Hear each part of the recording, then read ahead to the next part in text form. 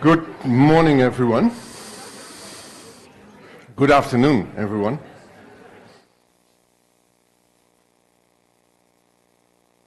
Thanks for coming here. We're going to talk about a hot topic in society, also within this university. I've seen a lot of sense and nonsense over the last few weeks about the coronavirus epidemic. I thought it might be good to stimulate some discussion and see why we have such big discrepancies in opinion about these things, and trying to shine my light on it from the point of view of a clinical epidemiologist. So I'm working on nutrition and infectious diseases, mostly in developing countries, but it's in many ways a dream for an epidemiologist to see what's going on. Let me see if I can get this to work. So the big reaction that I have from many people is that this is just another flu, right? And surely if you look at all the symptoms and all the signs, they are very much like flu: cough, fever, shortness of breath, sometimes diarrhea, and then in many patients they deteriorate, develop acute respiratory distress syndrome. It's a bit different from the ordinary flu because in this case it seems to happen a bit later in the course of disease than what you would normally see with the flu. So a lot of people would develop severe respiratory distress after 1 week of being ill or even beyond. And there are relatively many people who need intensive care. That's also not different from the flu. Now, if you look at the flu, it yearly infects 5 to 10% of the world's population. Case fatality is generally assumed to be less than 0.1%, so that's pretty small. And so people generally don't care that much about it.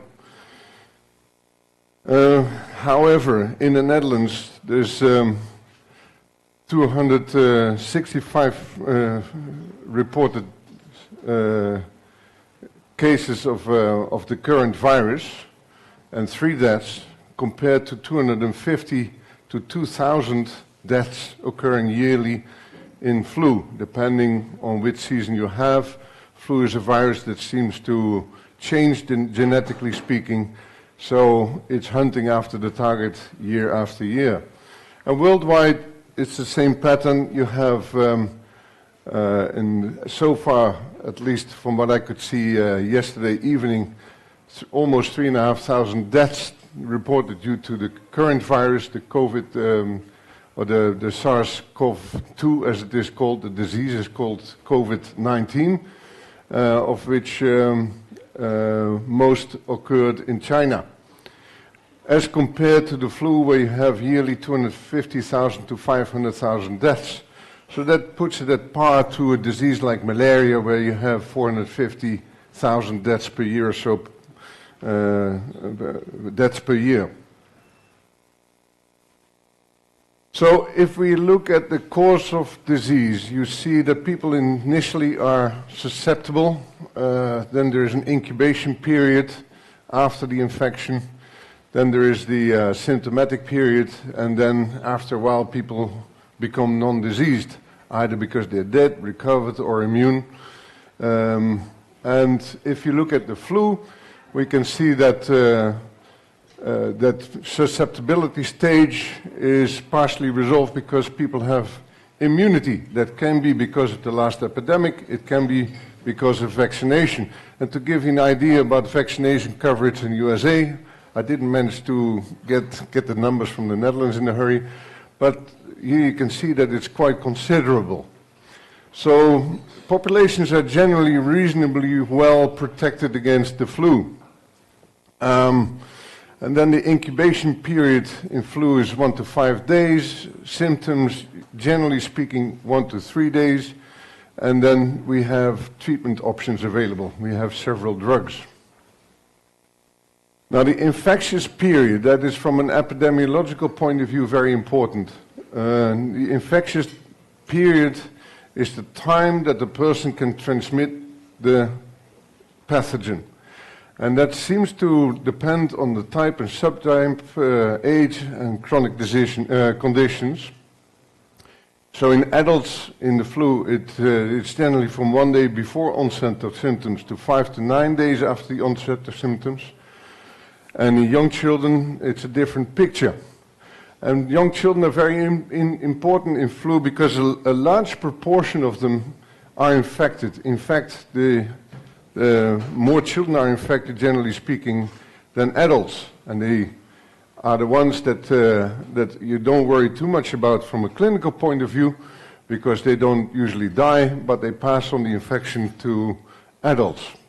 And children become infected earlier, before they develop symptoms, so they spread the virus to people without the parents knowing it, and it can last longer than in adults.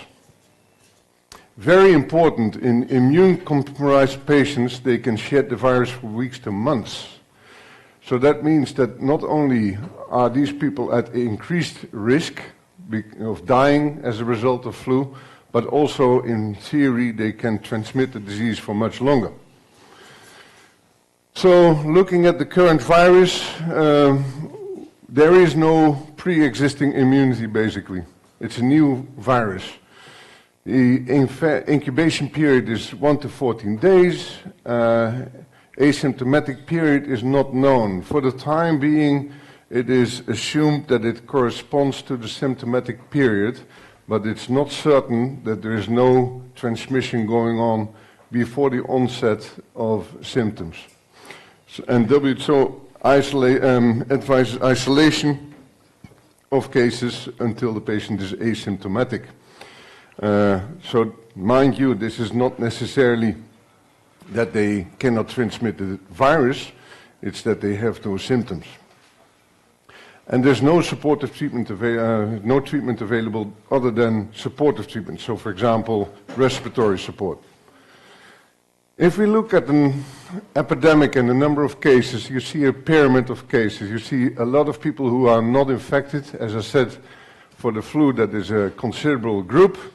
Then you have people who become infected, but they never show symptoms. We call that the asymptomatic infections.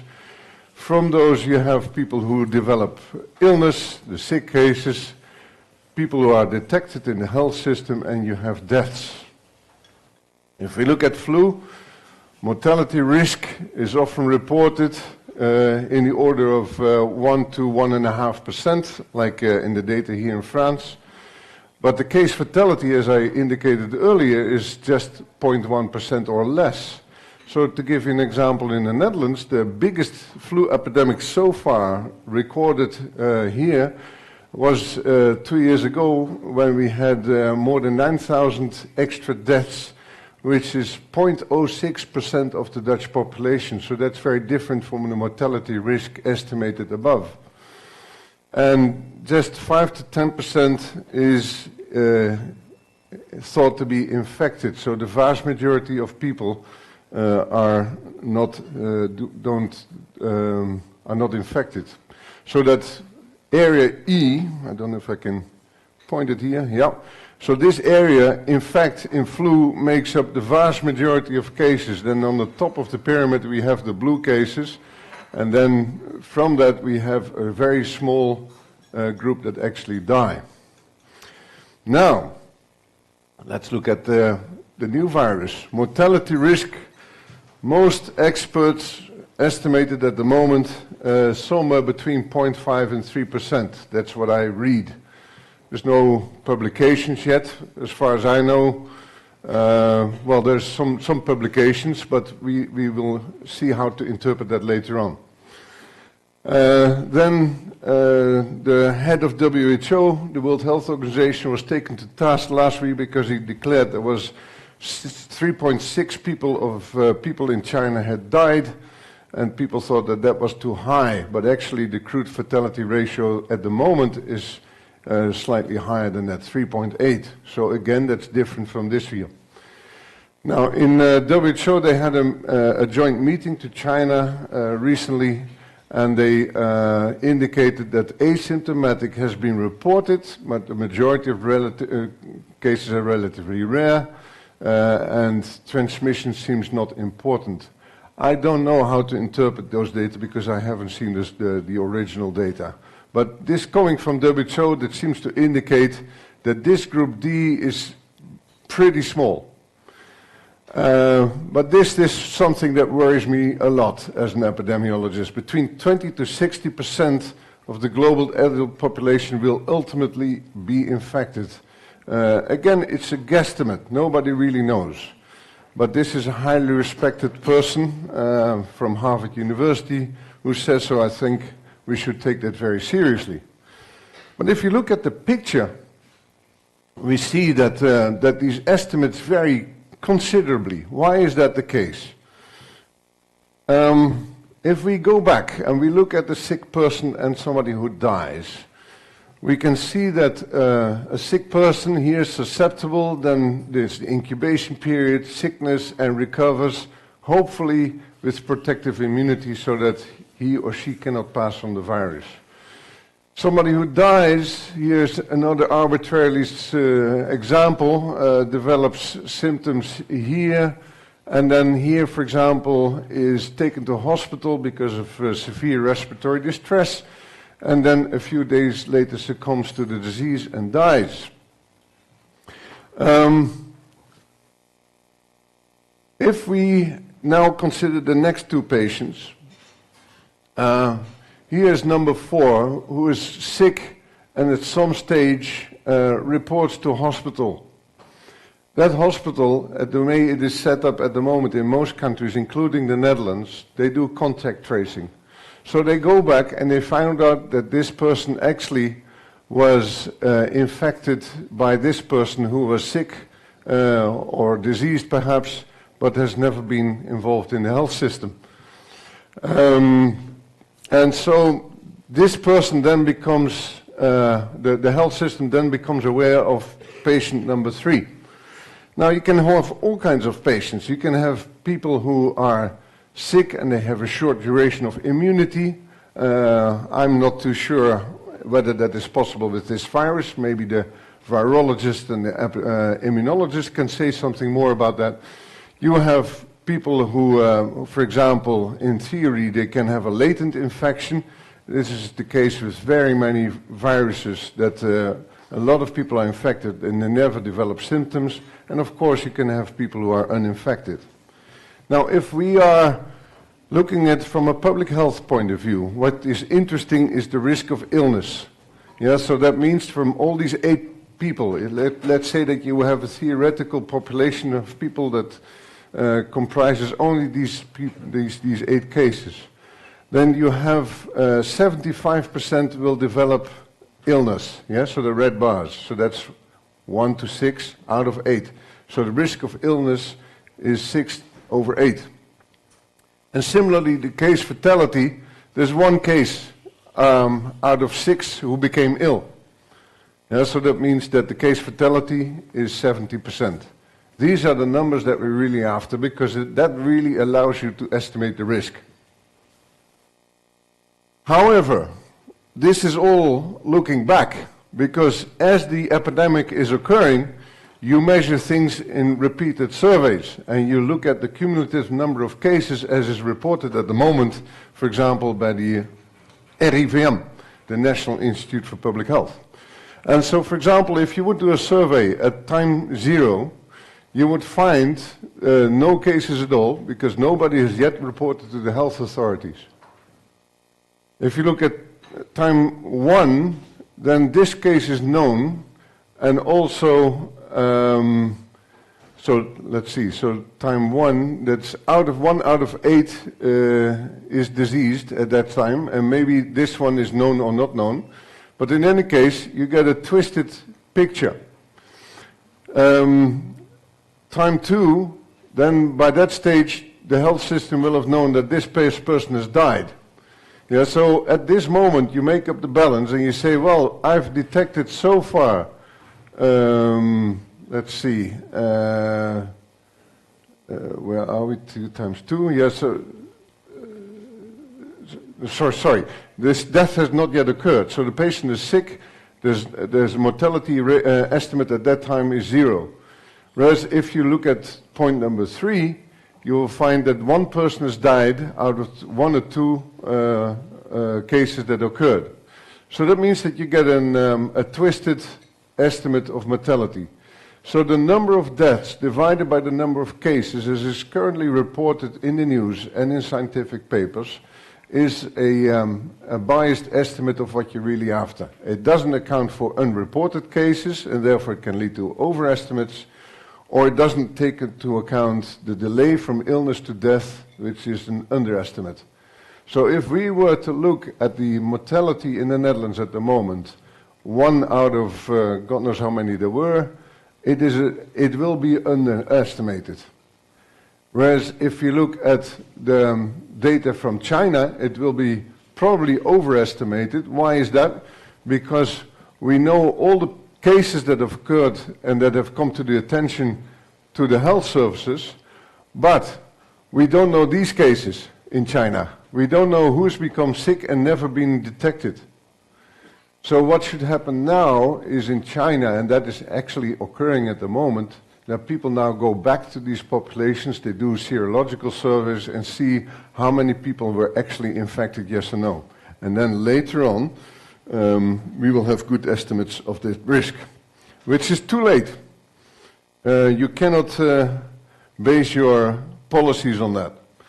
But it basically also means that the lack of access to virus testing means that the spread of disease is probably more widespread than has been reported. There are cases going on that you don't know about. And you would say, well, let's just test everybody, for example, in the region of Breda, where I live, and where there's a lot of cases at the moment of unknown origin. But the problem is that we don't have the capacity to do so. So that means that there might be transmission going on in the Netherlands that we don't know about. So that's rule number 10 of the book, The House of God. If you don't take a temperature, you can't find a fever. So what epidemiologists are working with is often the R0, the basic reproduction number. It indicates the transmission potential of an infectious agent. So a bit of detail, it's defined as the expected number of new infectious hosts that the randomly selected infectious host will produce during his or her period of infectiousness when randomly mixing in a large homogeneous population where everybody is completely susceptible. That's a long discussion, but it's essential that you understand this. Because it basically means that if you were to look at the population of, you're looking at HIV, for example, and you're looking at the R0 in the overall Dutch population, it will be very different than when you look at the intravenous drug users. So the R0 from China does not necessarily translate to what we find in the Netherlands. In general, for an epidemic to occur, R0 must be less than 1. Now that is something that is very practical. But as we will see, it's very limited as well. The R0 is influenced by dots, the duration of infectiousness, opportunity, transmission probability, and the susceptibility. So the duration of infectiousness, that is something that I really look into, apart from the mortality data. How long are people infectious? That's massively important. Opportunity. How many contacts are there in the host population during the time of infectiousness? Then, once you have an infection or a contact, is it passed on the infection? And then, if it is passed on, what is the risk of becoming infectious after infection? So we can multiply that, and that gives us at least a model to think about. We can intervene in all of these stages. We can have It's crucial to have rapid diagnosis and rapid isolation, for example. We can do social distancing, we can do quarantine, isolation in negative pressure rooms in hospitals. Obviously, here's where the public comes in a lot, the personal hygiene, hand washing, handshakes, and then later on we have the vaccine people coming in and the treatment people. Hopefully there will be drugs in the future. So, in fact, this is the problematic one where everyone is just completely susceptible. If you go back to my previous slide, you will see that in the beginning everybody was susceptible. And here a lot of people already have developed immunity. So that means that that immunity is something that will stop transmission eventually. Yeah, that is what is called herd immunity. And the more, that is the primary reason why these epidemics eventually will go down. So as the epidemic continues, progresses, people will have developed immunity, and then you have to take that into account. You can multiply this by a certain factor, the proportion of the population that's susceptible. And again, if this is less than 1, you basically stop transmission. So that means that R0 is massively important. Why is that?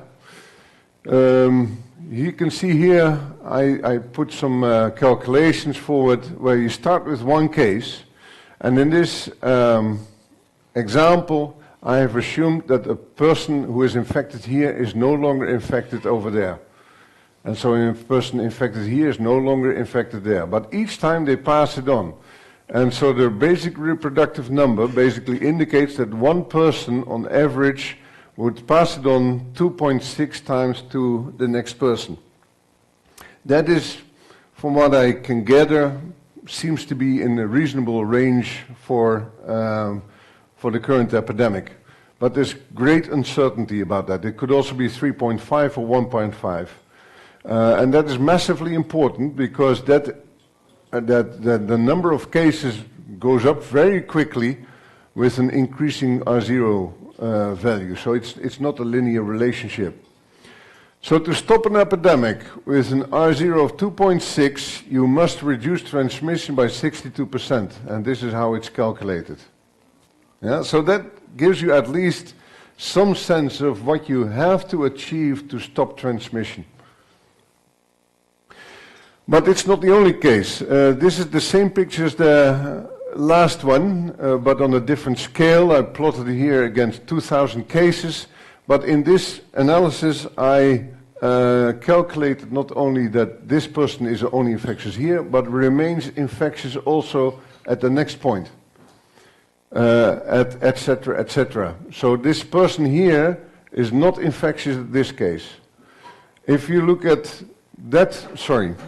if you look at the results here, then you can see that the number of cases goes up dramatically. So this is just to show the influence of the duration of infection, how massively important that is too. So the R0 is not the only factor that is important.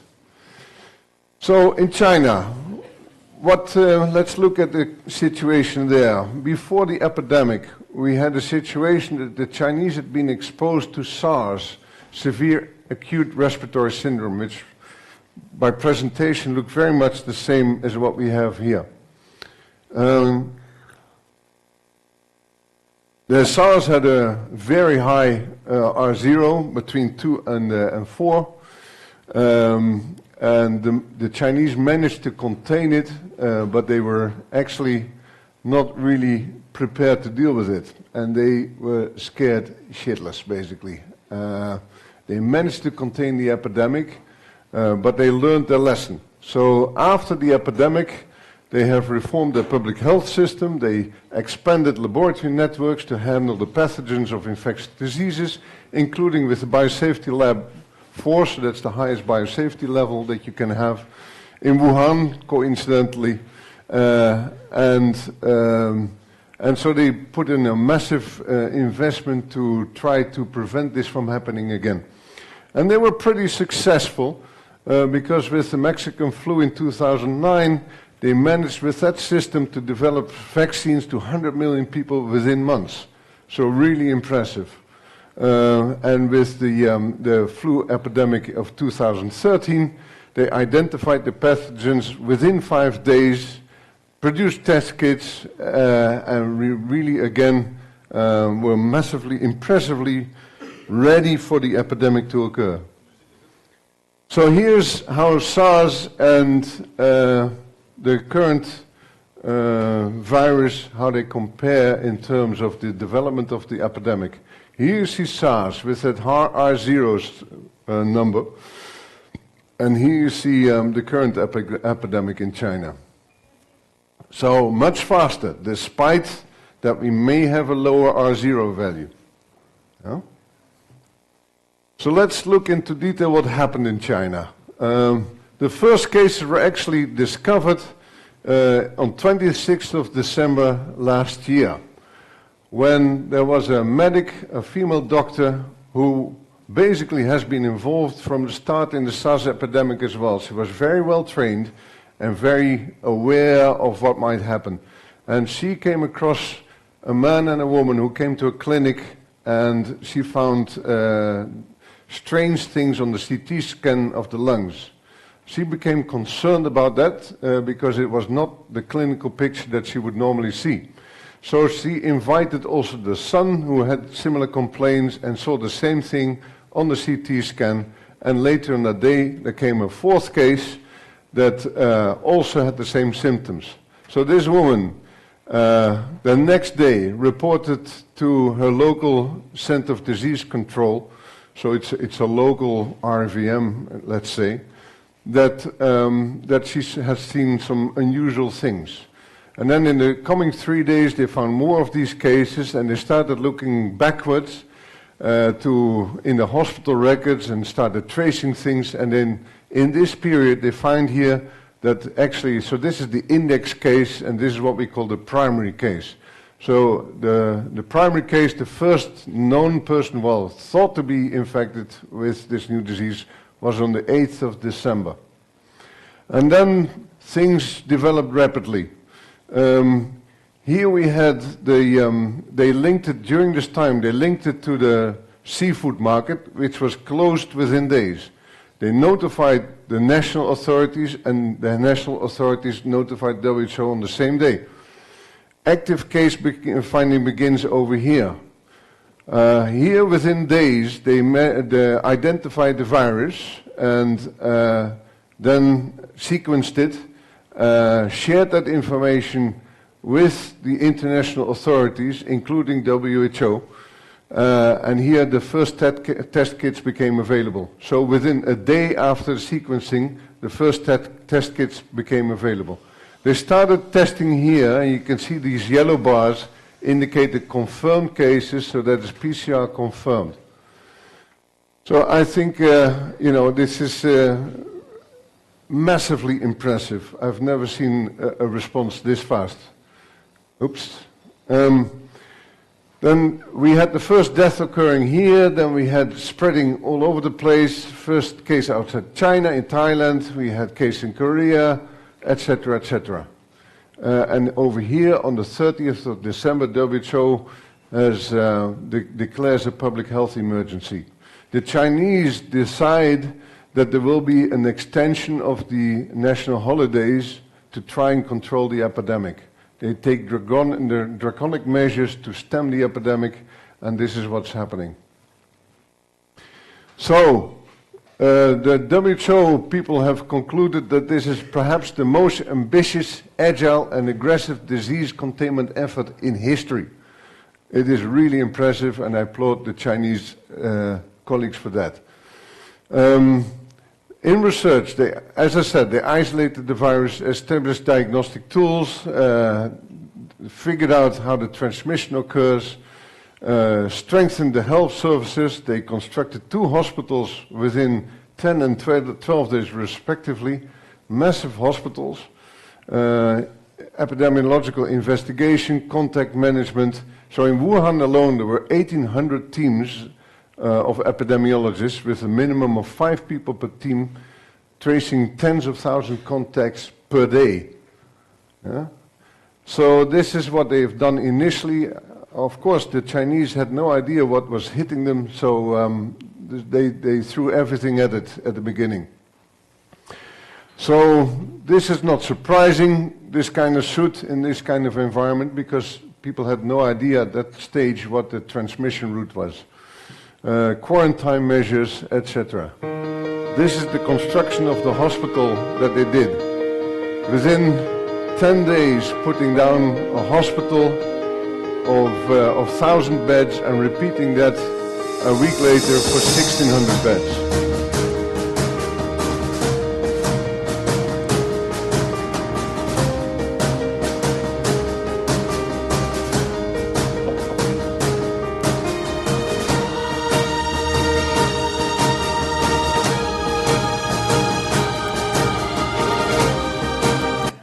The Chinese were later criticized that the second hospital is half empty, but of course you have to take into consideration as well that this was planned at the height of the epidemic. Takes planning, so by the time you construct the thing you may find out that you are basically too late. That's perhaps what's happened. But if we look at the epidemic now, you can see that China managed to contain it basically. This is the mild cases, pneumonia, severe, critical, and the unknown cases. Yeah, so basically it is contained in China, from what I can see. This is the Wuhan, the source of the infection. Then it spread, for example, to Hubei and outside the rest of China. And this is the national data altogether.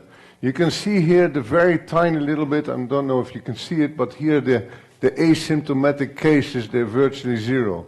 But we have to, as I said before, we have to be cautious about interpreting this, because the Chinese probably did the same as what we are doing now, and that is to basically trace the ones that come to the attention of the health services. So what do we know? What have we learned from the Chinese studies?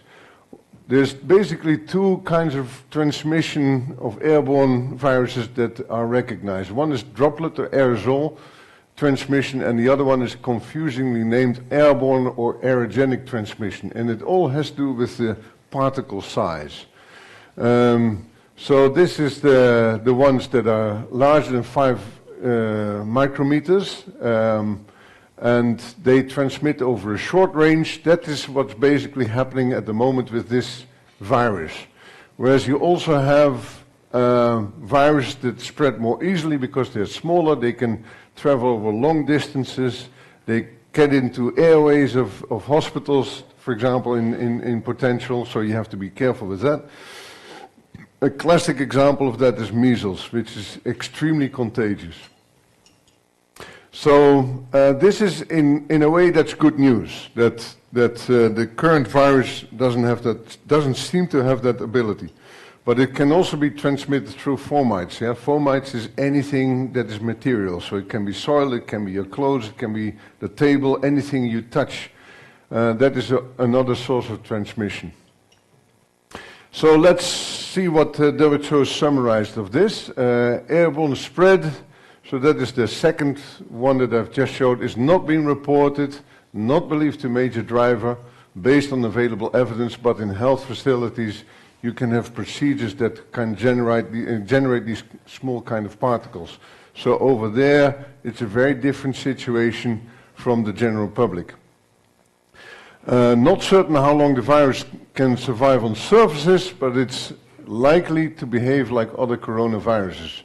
So probably in the order of 2 hours to 9 days. Fecal shedding has been demonstrated from some patients. The fecal oral route seems not important. All of this said, of course, with a lot of uncertainties. So this is a picture that has been going around, at least this one, but here's the source data. This is a case study of almost 45,000 people in China. This is the number of cases, and you can clearly see that there's very little severe disease, or at least severe enough to be noticed by the health authorities in the youngsters. Most cases actually occur at a later stage. And then we see the number of deaths distribution also seems to peak over here, and from those two you can calculate the mortality for each group. And you can see that the risk is highest in old people. The older you are, the more risk you have. Yeah, but of course, that group is relatively small, so that's why you can see that the peak number of deaths is in the order of 60 to 80. So I'm lucky, I'm 59, so I should be safe. So this is the Netherlands before the epidemic. Yeah? Just before the epidemic, we were the only ones holding out against the invaders. Yeah, just like Asterix. And this is how we are now. Yeah, so 31st of December, Chinese authorities notified WHO. So this is basically the time that the Netherlands should be informed and probably has been informed and should get ready.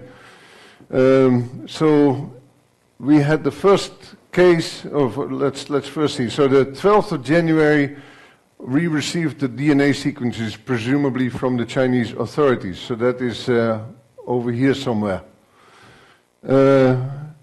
Then our Minister of Health declares this disease to have the A status, so that's the highest alert in the Netherlands, notifiable, and major can decide to forced isolation. Then on the 27th of February, we have the first case in Tilburg. Source of infection, probably Italy, participated in carnival, so that is a cause of concern. Importantly, at that time, the person did not fit in with the RVM criteria for virus testing. So it was just because the colleagues there decided to test it anyway that this case was discovered. And then the next case was interesting, and as an epidemiologist, that gives me a rash. This was a 49-year-old woman who tested positive on the 1st of March, from what I can see, maybe the day before. This was at least the time that it was reported in the media.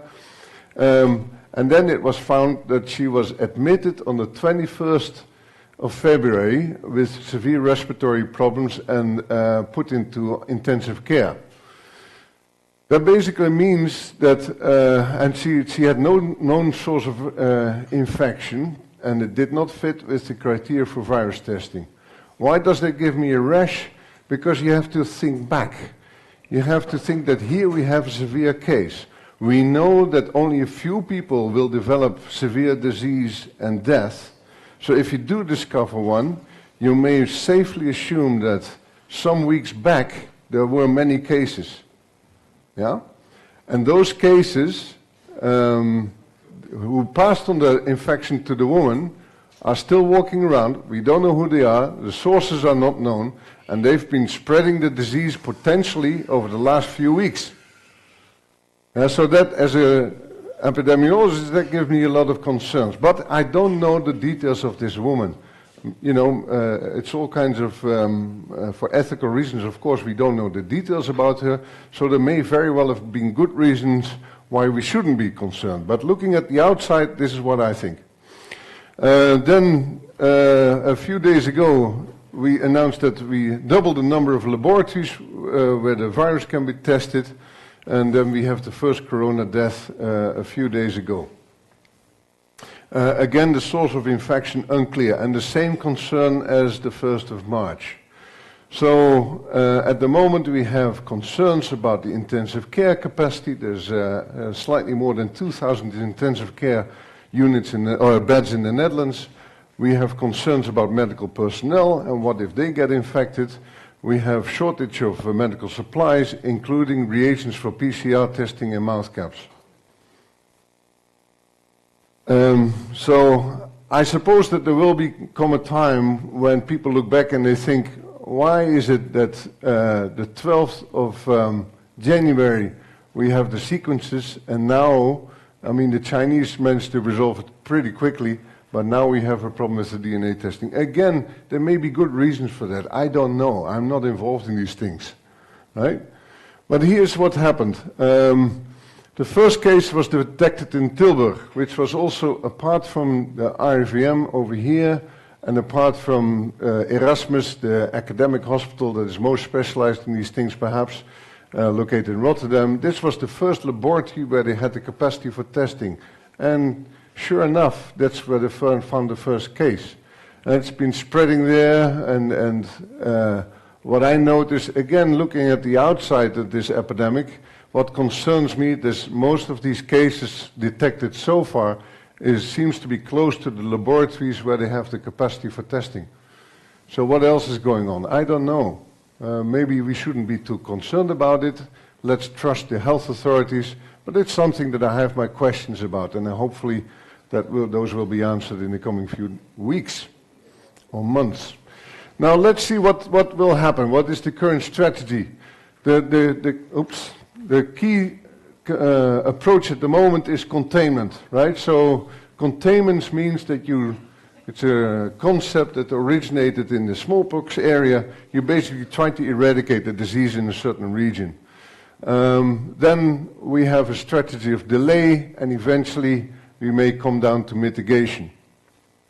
So why is that? So the delay is very important because if you have an epidemic like this here, and the number of cases exceeds the capacity of the medical services, you have a big problem at that time.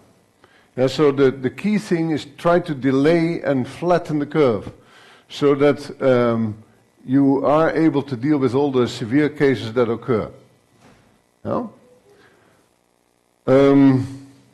Let me see. Anything else? Well, you can probably read it later on, I suppose.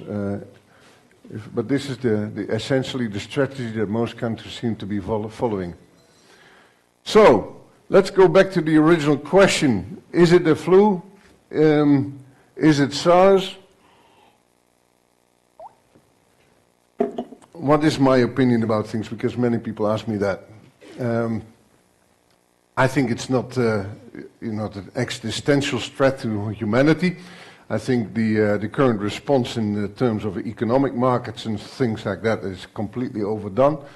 It's quite ridiculous, but it's clearly qualitatively different from SARS or big flu epidemic. It's much bigger already. It's way more widespread. It's clearly not under control in other countries. Doubtful whether it's under control in the Netherlands. I'm very concerned about what will happen in countries in Africa, for example, where they have basically zero capacity for DNA testing. Conditions and response to the epidemic are very different here in the Netherlands. We are mistaken when we think that we have the same course of the disease as in China. So this is some other people, what they think about it. Obviously, there's lots of people having different opinions about things. This is the report of WHO following their mission. Much of the community is not ready in mindset and materially to implement the measures that have been employed to contain the virus. Another one had one of the top people in probably the best center in the world to deal with this, the CDC in the United States. Current global circumstances, it's likely that this virus will cause an epidemic. And the question is, well, will it become a pandemic? It's a bit of semantics, I suppose. The question is, will we be able to control it? Well, this is what the former head of CDC says. The cat is out of the bag, cannot be contained. We know this is going to be a pandemic. And I think that perhaps the most sensible advice that I've seen is whatever the number, it's going to take a toll. If it really does spread as widely as that prediction says, then there are going to be millions of people dying, and I don't think there's any way to get around that. We should be prepared for the equivalent of a very, very bad flu season, or maybe the worst ever flu season in modern times. Having said that, nobody really knows. It could be that this fizzles out, and then next year we are looking at something that is completely contained. I think that's unlikely. We just have to see how things develop. What you can do, fingers, that's the key thing. Wash your hands. Who washed their hands this morning? Follow guidelines, but don't stop thinking for yourself what you can do. Keep educating yourself. Information becomes available day by day. It's a rapidly developing story, so educate yourself. Think what you can do if you have to self-isolate. It will happen to you in the future or near you, that people will have to go into isolation. what will you do? I might also add, think of elderly people who are at very high risk. If you have parents, grandparents in homes for the elderly, make them aware about the importance of hand washing if they don't do that themselves. And I would urge you to look at a very interesting interview with the technical lead of the World Health Organization that answers public questions by the public in this respect. So, from that WHO report, what are the major recommendations for the public? New concerning disease outbreak can be managed with the right response, and that the vast majority of people will recover. Begin now to adopt and regularly practice the most preventive measures. Continue, update yourself, that's basically what I've just been saying as well. And be prepared to support the response in a variety of ways. So don't think of what's happening now, think of what's happening in 2 or 3 weeks' time. This is the Corona beer that last week came up with a new untimely campaign to introduce new types of Corona beer. But I'm showing this because the current epidemic is not as bad as people have projected, I suppose, in the sense that a lot of virologists are waiting for the big one to happen, right? So where you have a virus that will spread and transmission will occur before onset of symptoms, etc. It's very deadly. In theory, that can happen. And I think that, I hope that this will be the test case for the Netherlands, so that we learn from this and next time we are even better prepared than we are now. Thank you very much.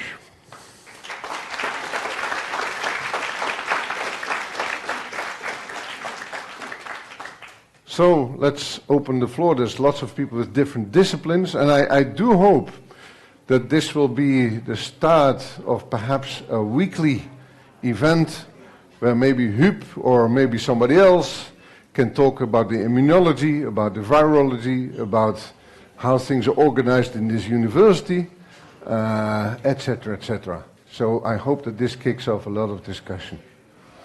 Anybody who wants to make some comments, questions, and start the debate?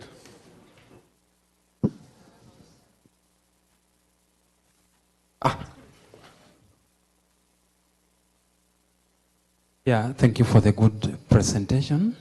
I was just wondering why coronavirus is not a problem to the young children, because I expect their immunity is low and they will be more affected. But what you presented is different. It's a question that I have too. Maybe I have no idea. Maybe some of the virologists or immunologists are able to say more about this than I do. So the question is, why are children not more affected?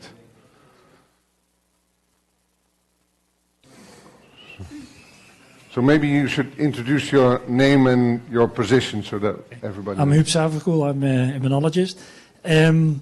That we still do not know. There is we certainly know that with flu that's very different, as Hans has indicated. So there's no good reason as yet for this particular virus to find out what is the reason there. Hans, if I may have another question. In your presentation where you show the R, you assumed that there is no reinfection going on. No, that's true. We know from the sequencing of many of these isolates that there was hardly any mutation. So 99.9% of all cases, the virus is exactly identical. So what is your information there? So, if you want to do this properly, what I've shown is extremely simple model, right? I mean, it makes very few basic assumptions. Doesn't take into account that cases are exported or imported from this population. Doesn't take into account that you can have reinfections. Last week I heard some news, I have no idea how important that is, that people had a second event of the same disease. If that were true, that would be very concerning, but I have no information about that at the moment.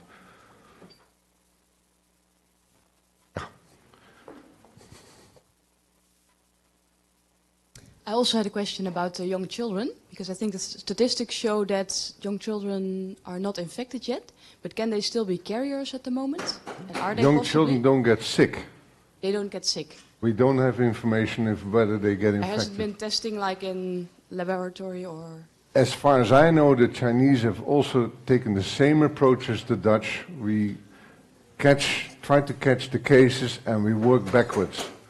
And wouldn't So it make contact. sense to start doing that? Because, you know, the young children have been sick all winter, at least mine We have just been, don't so- have the capacity in the Netherlands. Okay. Already the hospitals are running out of reagents.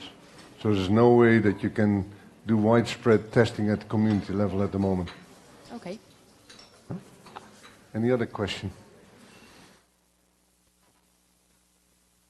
Or comment? I mean, it's not only me who can answer questions, of course. Just a thought I would like to get your opinion on. What do you think of, when you think about the flu vaccine, would it make sense if you were to make the flu vaccine available for all people or make it compulsory to have everyone vaccinated against the flu next year so that you get at least those people out of the hospitals, out of the IC? Well, obviously a vaccine will be massively helpful, I think. Whether you can do that mandatorily, I don't know. I mean, it raises all kinds of ethical questions. You perhaps can reduce the transmission by younger people of the flu and then reduce the number of cases. Yeah. For the time being. We have to see if indeed the vast majority of people are infected and develop protective immunity, and that lasts for a long time, in theory the epidemic can die out completely. It may be wishful thinking. I think that people should work very hard on the vaccine.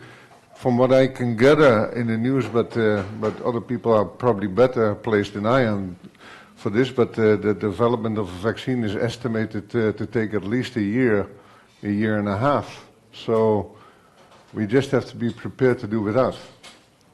But certainly the issue of herd immunity will be massively important for the future. So how good is the immune response in the public to the current exposure of the virus?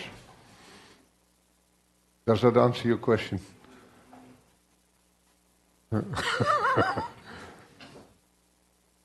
Anybody else?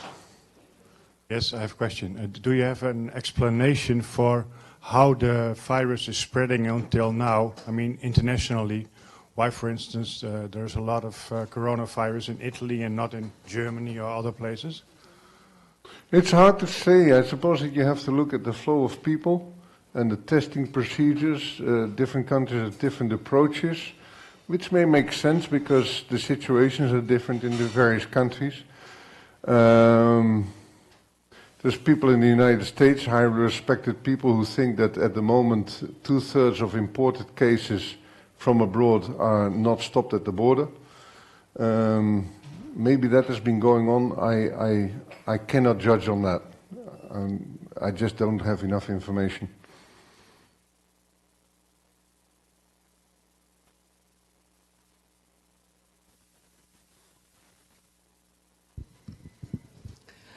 Is that true that somebody can carry the virus and affect the others, but himself doesn't have symptom, like coughing, catch cold?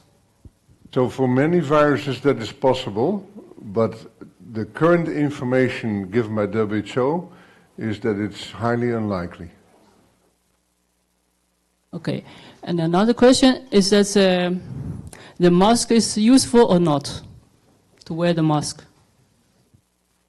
It's a good question. It's on everybody's mind. If you look at the way of transmission, a mask can be useful if you have very large particles, 20 micrometers or larger, because then you got a ballistic trajectory, so you spit it out basically and it drops to the floor. In those circumstances it can make sense, but in this case the particles are smaller, at least the ones that are produced in the general public. So that means that the masks are probably not very effective. If you use it wrongly, you can actually increase the risk of infection of yourself or passing it on if you have the virus. There is a shortage of mouth caps.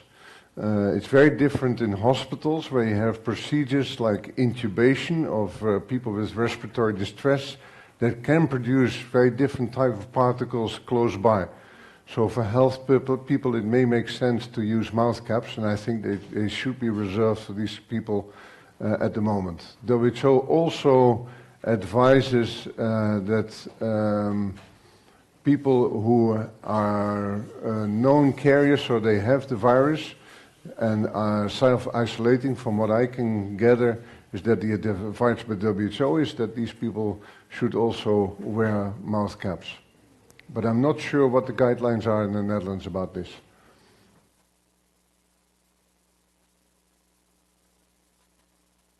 Anybody else?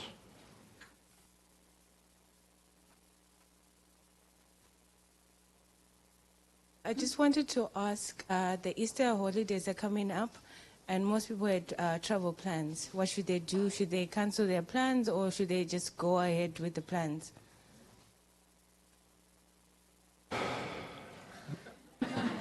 Yeah, it's very difficult to say these things. I mean, it may not make a lot of sense to make individual recommendations about this if everybody else is going, right?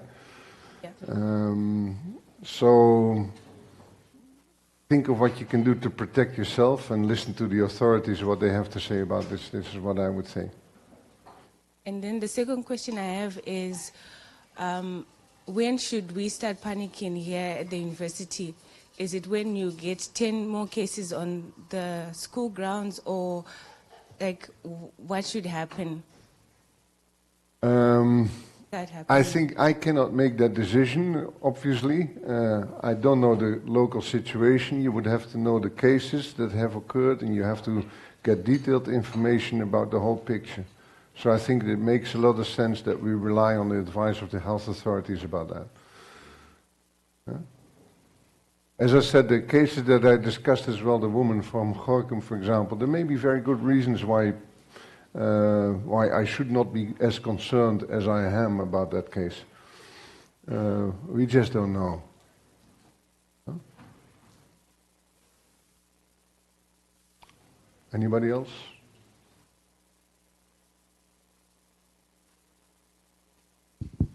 Yeah, thank you. I was wondering about, you hear a lot about underlying disease when persons have passed away from the COVID-19 virus. Have you come across any systematics in that? What kind of underlying disease is mostly happening? Yeah, WHO says that it's people with underlying chronic diseases, people with a history of heart disease, people with high blood pressure, people with diabetes.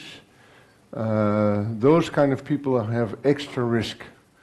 We don't know, from what I can gather, how, whether they are only they are at risk themselves, or whether they are also people who are more likely to spread the virus to other people, or for how long. Looking at the flu itself, you would think that there's reason to be concerned there. But I don't know I'm not aware of any specific recommendations at the moment for these people by the Dutch authorities, but it's certainly something that concerns me. Yeah.